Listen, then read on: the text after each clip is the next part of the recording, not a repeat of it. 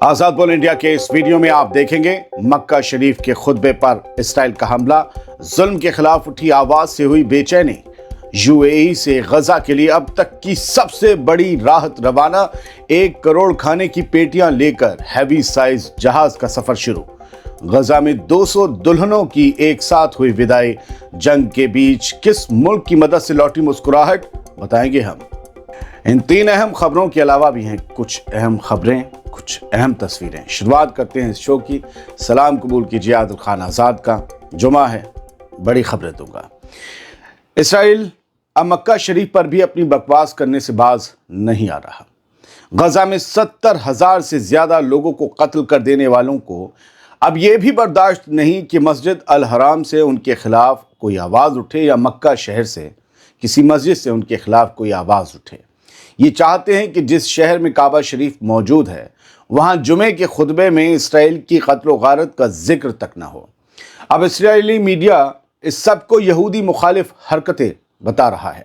अजीब बात यह है कि हजारों औरतों बच्चों के कत्ल को यही मीडिया जायज ठहराता है, लेकिन जुल्म के खिलाफ आवाज उठे तो नफरत कह देता है, मरोड़े उठ जाती हैं उसके। इसराइली अखबार अपने ओपिनियन कॉलम में लिख रहे हैं कि जब तक मक्का से ऐसे खुतबे दिए जाते रहेंगे, इसराइल को सऊदी अरब से रिश्ते नॉर्मल नहीं करने चाहिए।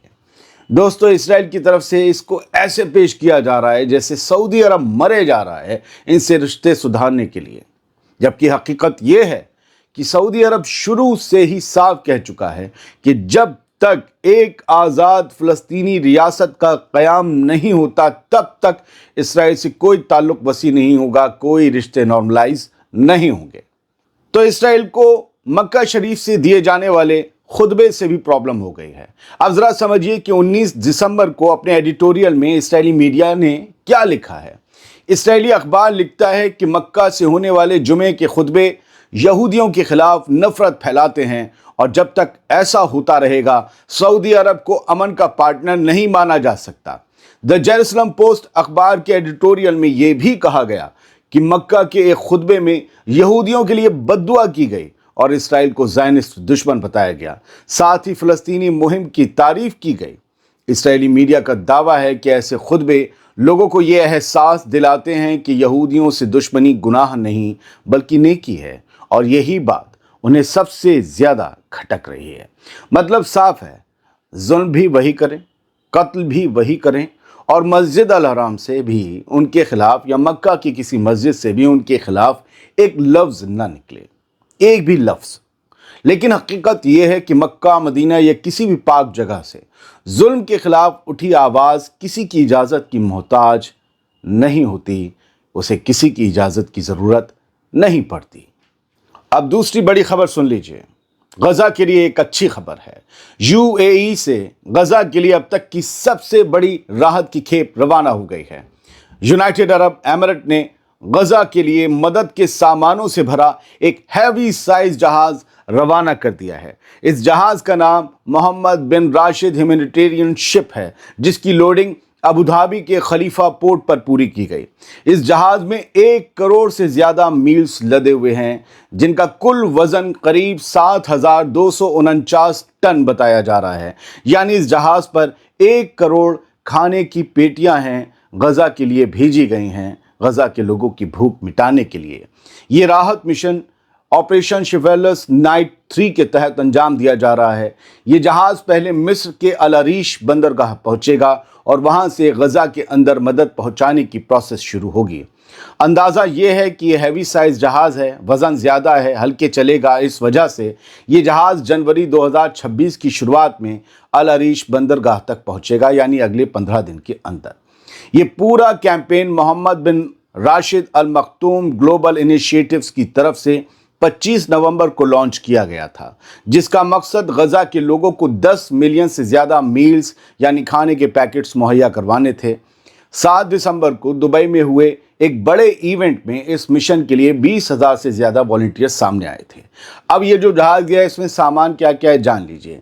रिकॉर्ड टाइम में खाने के पैकेट्स तैयार किए गए। हर पैकेट में 20 अलग अलग आइटम, दाल, चावल, तेल, मसाला और भी सारी चीज़ें रखी गई जो 5 लोगों की एक फैमिली के लिए पूरे हफ्ते का खाना दे सकती हैं।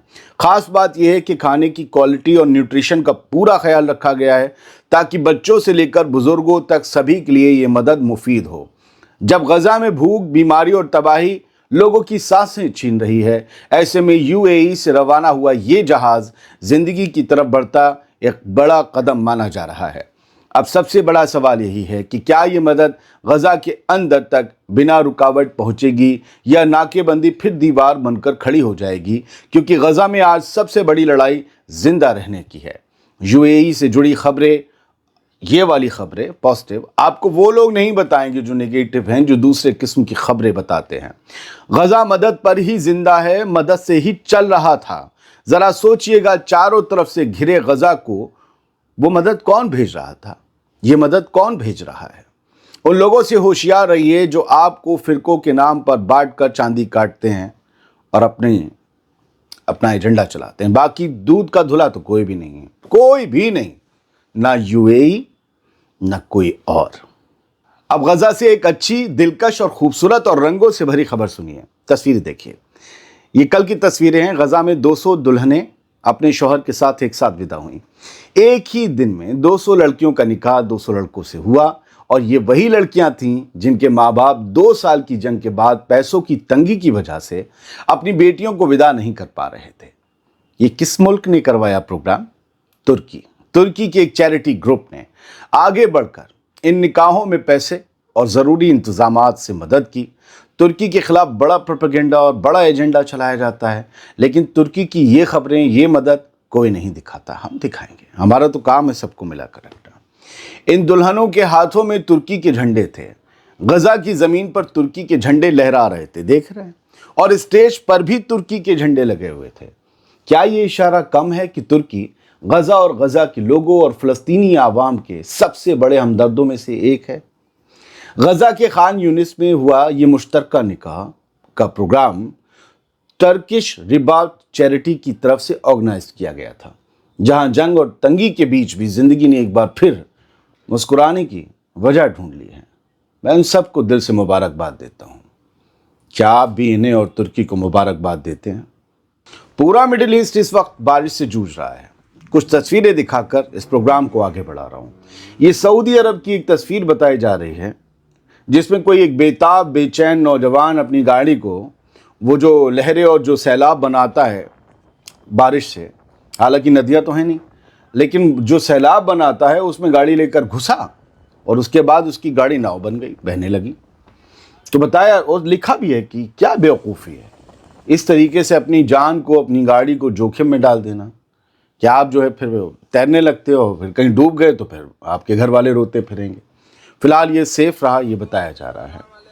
दुबई में कल से बारिश हो रही थी और आज सुबह का जो नज़ारा है 19 दिसंबर का, वो ये है कि दुबई में भी वेदर मॉनिटर ने बताया कि सैलाब कई इलाकों में देखा गया, निचले होंगे पानी भर गया, इतनी ज़बरदस्त बारिश हुई। रेड अलर्ट है और सरकारी मुलाजिम वर्क फ्रॉम होम कर रहे हैं, स्कूल बंद हैं, पार्क्स में जाने पर पाबंदी है आज दुबई के अंदर। तो दुबई की आज की सुबह कुछ ऐसी रही कि दुबई पानी पानी हो गया, हर तरफ पानी भरा था। हमारी ये दुआ है कि लोग सलामत रहें, और इतनी बारिश एक साथ जब होती है तो बहुत सी मिस हैपनिंग्स होने के चांसेस बढ़ जाते हैं। ये पैपिरस ऑफ अल बतह कॉर्निश करके लिखा जा रहा है। ये अल बतह कॉर्निश है सऊदी अरब और यूएई बॉर्डर पर। तो यहाँ पर देखिए इतने ओले गिरे हैं कि लग रहा है कि बर्फ़ गिरी है। पूरा जो है हदे निगाह तक सब वाइट वाइट वाइट वाइट नज़र आ रहा है, और दावा किया जा रहा है कि ये सऊदी अरब और यूएई बॉर्डर पर हाल हुआ है ख़राब मौसम की वजह से। तो पूरे यूएई और इस वक्त मिडिल ईस्ट में जो है वो मसला है मौसम का, लेकिन इंडोनेशिया में बड़ी तबाही हो रही है सर। और इसमें बताया जा रहा है कि 1068 लोग अभी मर चुके हैं, 190 मिसिंग हैं, 7000 से ज़्यादा मुतासिर हुए हैं। आप 18 दिसंबर 2025 की सुमात्रा की तस्वीरें देख रहे हैं। ये दावा किया जा रहा है कि ये सुमात्रा की तस्वीरें हैं, और पानी का हिंदी में कहूँ रौद्र रूप देख रहे हैं। ये बरसात कैसे पहाड़ों से बहकर आ रही है, अपने साथ बड़े बड़े पत्थर, जंगल के पूरे पेड़ बहा कर लाई है, और सब कुछ इस इलाके में तबाह हो गया है। तो हम जहाँ भी हैं, अगर हम महफूज हैं तो हर सांस पर शुक्र अदा करने की सलाहियत होनी चाहिए, कुव्वत होनी चाहिए। بہت بہت شکریہ، سلامت رہیے، خوش رہیے۔